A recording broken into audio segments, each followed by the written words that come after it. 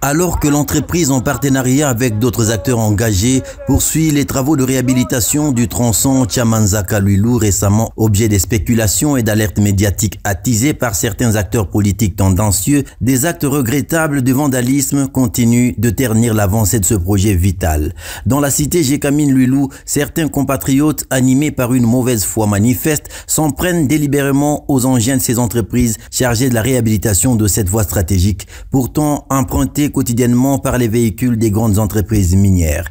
Alors que les travaux se poursuivent normalement, les mêmes individus ont récidivé.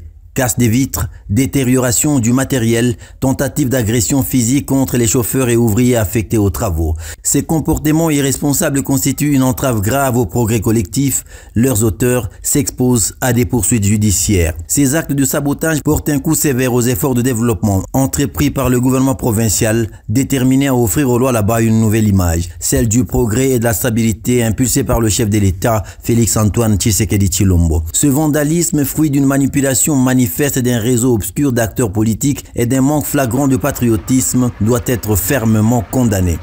Les compatriotes de la cité Gécamine-Luilou sont invités à se mobiliser main dans la main pour dénoncer et mettre hors d'état de nuire ces fauteurs des troubles, car ces malfrats, infiltrés dans la communauté, sabotent les engins, agressent les ouvriers, puis osent accuser l'autorité publique d'inaction. Faut-il rappeler que par le passé, certaines entreprises ont dû se retirer de ce chantier, découragées par ces actes hostiles des destructeurs? Aujourd'hui encore, les nouvelles entreprises, malgré l'appui du gouvernement, subissent la même situation.